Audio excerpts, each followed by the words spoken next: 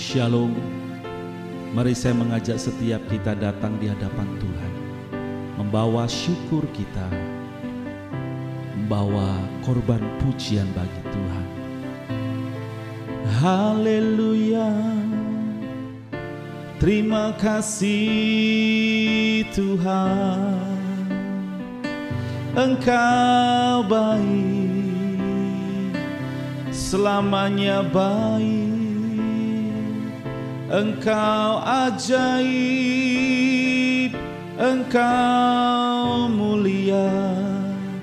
Terima kasih Tuhan buat hari ini, buat hari yang Kau jadikan bagi kami. Haleluya.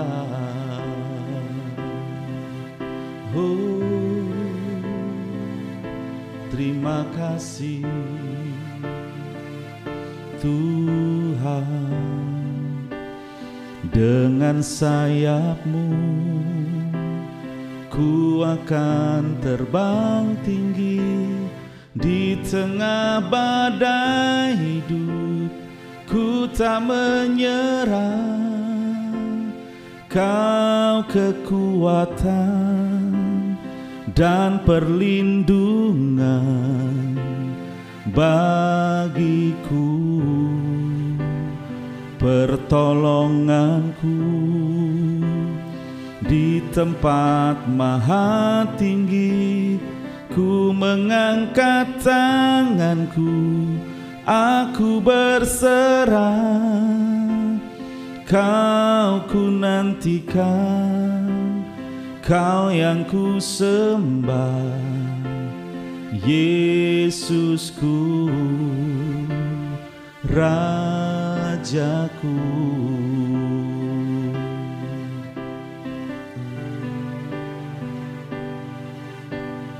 Firman-Mu berkata Kau besertaku,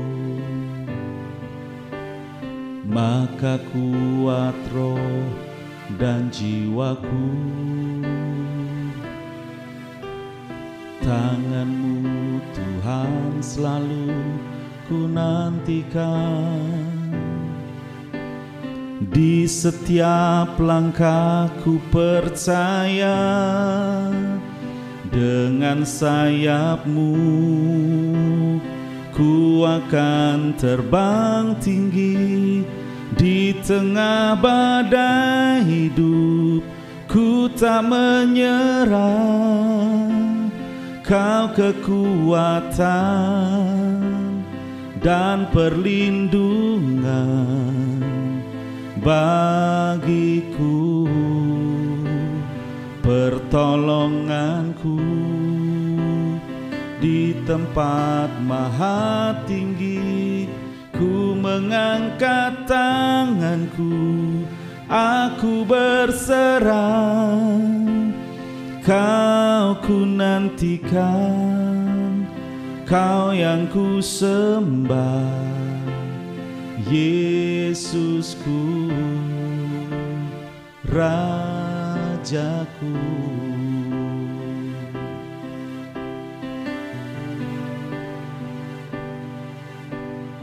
Firman-Mu berkata Kau besertaku, maka kuat roh dan jiwaku. Tangan-Mu Tuhan selalu ku nantikan, di setiap langkahku percaya. Dengan sayap-Mu ku akan terbang tinggi di tengah badai hidup.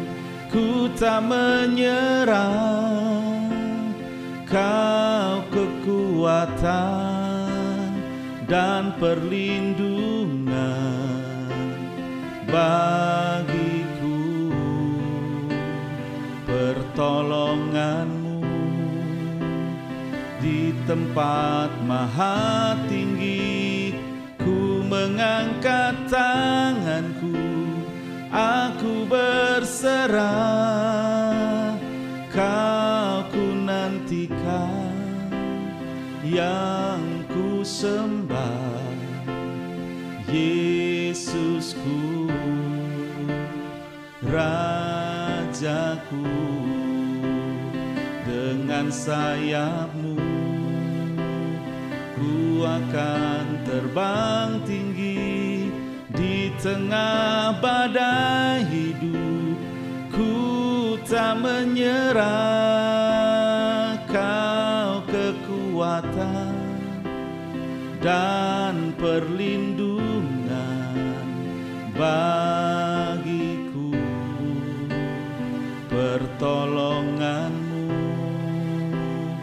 di tempat maha tinggi. Ku mengangkat tanganku, aku berserah. Kau ku nantikan, Kau yang ku sembah, Yesusku, Rajaku. Kau ku nantikan, Kau yang ku sembah, Yesusku, Rajaku. Kau ku nantikan, Kau yang ku sembah, Yesusku, Rajaku. Terima kasih Tuhan, Engkau kekuatan kami, Engkau perlindungan kami. Kau beri kekuatan baru, Kau yang menopang hidupku, Kau yang selalu memberi sukacita di hidupku. Terima kasih Tuhan, Engkau baik, selamanya baik, selamanya baik bagi hidup kami. Terpujilah nama-Mu Tuhan, haleluya.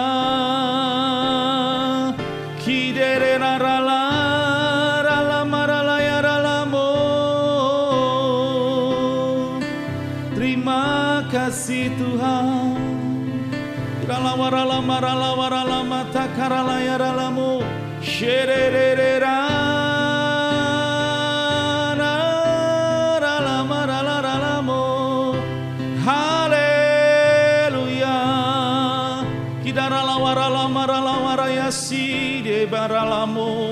Haleluya, Engkau baik Tuhan, Engkau sangat baik Tuhan. Limpah kasih setia-Mu, limpah rahmat-Mu atas kami, Yesus Tuhan.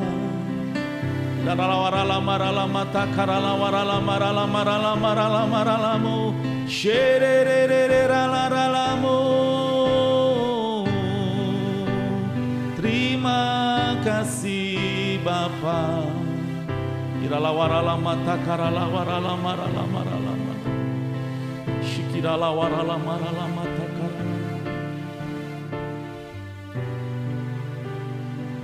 Terima kasih Tuhan, kami boleh memuji menyembah Engkau, kami boleh menikmati akan hadirat-Mu.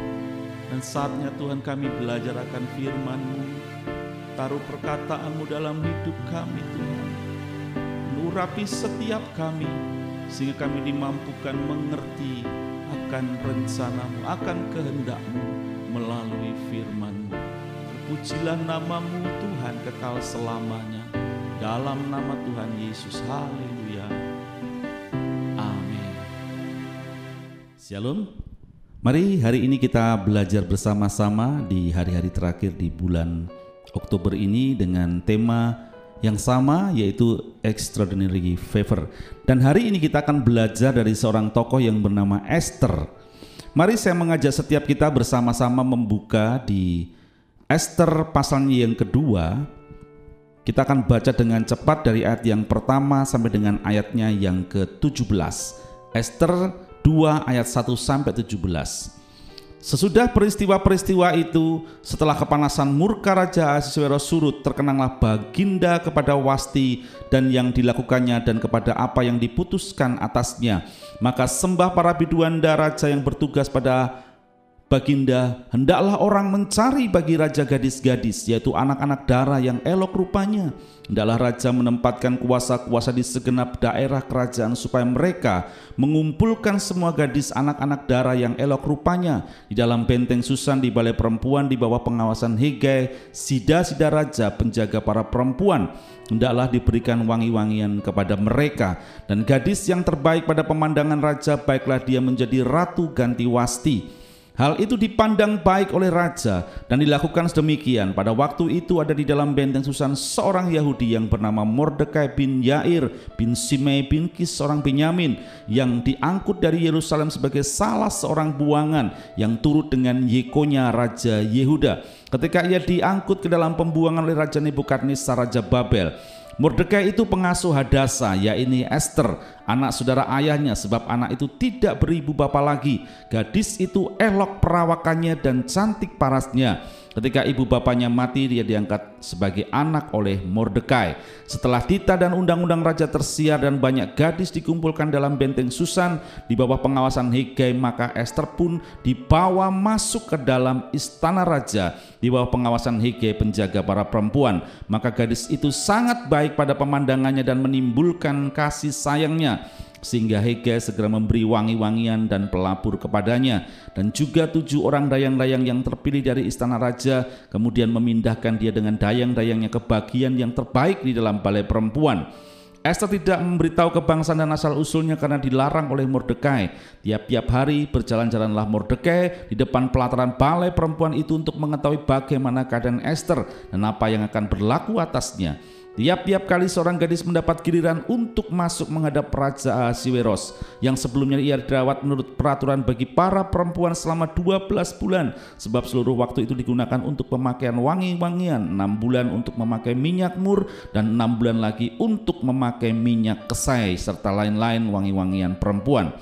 Lalu gadis itu masuk menghadap raja, dan segala apa yang dimintanya harus diberikan kepadanya untuk dibawa masuk dari balai perempuan ke dalam istana raja. Pada waktu petang ia masuk dan pada waktu pagi ia kembali, tetapi sekali ini ke dalam balai perempuan yang kedua di bawah pengawasan Saasgas, sida-sida raja itu.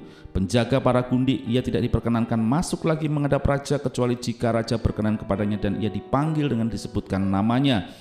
Ketika Esther anak Abihail, yakni saudara ayah Mordekai, yang mengangkat Esther sebagai anak, mendapat giliran untuk masuk menghadap raja, maka ia tidak menghendaki sesuatu apapun selain daripada yang dianjurkan oleh Hegai, sida-sida raja penjaga para perempuan. Maka Esther dapat menimbulkan kasih sayang pada semua orang yang melihat dia. Demikianlah Esther dibawa masuk menghadap Raja Ahasuerus ke dalam istananya pada bulan ke-10, yakni bulan Tebet, pada tahun yang ke-7 dalam pemerintahan Baginda. Maka Esther dikasihi oleh Baginda lebih daripada semua perempuan lain, dan ia beroleh sayang dan kasih Baginda lebih daripada semua anak dara lain, sehingga Baginda mengenakan mahkota kerajaan ke atas kepalanya dan mengangkat dia menjadi ratu ganti Wasti. Saudara dikasih Tuhan, kita sudah belajar ya, kalau kita membaca di Esther pasalnya yang pertama, di situ dikisahkan mengenai seorang ratu yang bernama Wasti ya. Dia merupakan istri daripada Raja Ahasuerus. Tetapi karena ketika Raja Ahasuerus dalam sebuah pesta ya ingin memamerkan kecantikannya dan Wasti menolak, singkat cerita Wasti ditolak dan dianulir menjadi seorang ratu. Singkat cerita, raja oleh karena usulan daripada bawahannya mencari ratu yang baru menggantikan Wasti. Kemudian digelarlah sebuah pengumpulan gadis-gadis yang dipersiapkan untuk menjadi ratu ganti Wasti. Dan di tengah-tengah mereka ada yang bernama Esther. yaitu keponakan daripada Mordekai.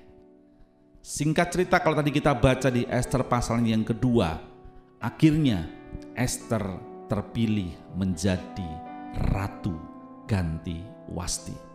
Mengapa Ester itu bisa terpilih menjadi ratu ganti Wasti? Hari ini kita akan belajar beberapa hal daripada kehidupan Ester. Karakter seperti apa yang Ester miliki sehingga dia menjadi wanita yang diidam-idamkan oleh Raja Ahasiweros menggantikan Ratu Wasti. Coba kita lihat bersama-sama saudara. Kita lihat di ayatnya yang ke-7. Mordekai itu pengasuh Hadasa, yakni Ester dan saudara-saudara ayahnya, sebab anak itu tidak berbapa dan beribu lagi. Gadis itu elok perawakannya dan cantik parasnya. Ya, dikatakan Ester ini merupakan seorang gadis yang cantik dan elok perawakannya. Tapi bukan hanya dia sebagai seorang wanita yang cantik, sebagai perempuan yang cantik, yang elok parasnya, tapi ada satu karakter dalam hidup Ester di mana Ester itu memiliki sebuah kecantikan batiniah. Kenapa saya mengatakan Ester itu punya kecantikan batiniah? Kalau kita belajar mengenai arti kata elok, ya elok perawakannya itu bukan hanya mengacu kepada fisik saudara, ya, bukan hanya mengacu kepada, kalau dalam bahasa Jawanya itu dedek atau apa, perawakan, tetapi juga mengacu kepada sebuah kecantikan yang ada di dalam hidupnya Ester. Atau dalam bahasa kerennya adalah Ester itu memiliki inner beauty, kecantikan di dalam hatinya, di dalam batinnya itu luar biasa. Kenapa saudara? Kalau kita memperhatikan di sini saudara, ada sebuah hal yang begitu orang melihat Ester, ya, orang itu timbul rasa kasih, timbul rasa sayang, timbul rasa sayang yang melebihi daripada wanita-wanita yang lain. Saya percaya waktu itu yang dikumpulkan oleh bawahan Raja Ahasiweros itu bukan 1-2 orang, tetapi saya percaya ada begitu banyak wanita-wanita cantik. Dan saya percaya semuanya pasti cantik-cantik karena mereka adalah orang-orang pilihan. Tetapi Ester itu begitu berbeda. Ester memiliki bukan hanya kecantikan wajah, kecantikan fisik, tetapi inner beauty Ester itu memancar. Sehingga kecantikan dari dalam hidup Ester inilah yang menimbulkan rasa kasih sayang. Bukan hanya kepada orang yang melihatnya, tetapi seorang yang bernama Hegai. Hegai adalah orang yang ditunjuk oleh Raja Ahasiweros untuk mendidik daripada perempuan-perempuan yang diseleksi tadi. Dan satu hal yang luar biasa kalau kita memperhatikan, ya, di ayatnya yang ke-9, maka gadis itu sangat baik pada pemandangannya dan menimbulkan kasih sayangnya, sehingga Hegai segera memberikan wangi-wangian dan pelabur kepadanya, dan juga 7 orang dayang-dayang yang terpilih dari istana raja, kemudian memindahkan dia dengan dayang-dayangnya ke bagian yang terbaik dari balai perempuan. Saudara, sejak dari awal kecantikan batiniah Ester itu memikat daripada Hegai, sehingga Hegai tanpa berlama-lama langsung menyuruh Ester dan 7 dayang-dayangnya yang menyertai Ester untuk segera Ester diberikan wangi-wangian. Bayangkan saudara, baru ketemu sudah timbul kasih dan sayang. Itu favor, extraordinary favor. Bahkan bukan hanya itu, Ester ditempatkan di tempat yang terbaik. Dari awal saya percaya Hegai sudah punya feeling bahwa Esterlah yang pasti akan diterima raja sebagai Ratu Ganti Wasti. Kalau kita baca di ayat selanjutnya saudara, ya, ketika setelah mereka itu para perempuan-perempuan ini dirawat sedemikian rupa, diberikan wangi-wangian selama 12 bulan, terus wangi-wangian ya dibagi 2 kali 6 bulan dengan wangi-wangian ini, dengan 6 bulan dengan wangi-wangian itu, dan tiba saatnya akhirnya satu persatu para gadis yang cantik-cantik ini dipanggil oleh raja menghadap. Ada satu hal yang Esther lakukan. Ya, saya percaya apa yang Esther lakukan ini bukan seperti yang perempuan-perempuan lain lakukan. Bayangkan saudara, pada waktu itu setiap perempuan yang dipanggil, dia boleh minta apa saja, boleh minta mau pakai gaun yang seperti apa, perhiasan yang seperti apa. Saya percaya banyak dari wanita-wanita cantik ini pasti memilih gaun yang terbaik menurut penilaiannya sendiri. Pakai kalung, pakai anting yang menurut seleranya itu bagus. Dan malulah mereka menghadap raja. Setelah menghadap, mereka kembali, ya, dipindahkan ke tempat yang diasuh oleh Saasgas. Tapi coba perhatikan baik-baik. Walaupun diberi kesempatan untuk memakai apa saja dan itu harus diberikan, tetapi apa yang Esther pakai? Ya, ayat yang ke-15. Ketika Esther anak Abihail, yakni saudara ayah Mordekai yang mengangkat Esther sebagai anak, mendapat giliran untuk masuk menghadap raja, maka ia tidak menghendaki sesuatu apapun selain daripada yang dianjurkan oleh Hegai, sida-sida raja, penjaga para perempuan. Oh, saudara bayangkan.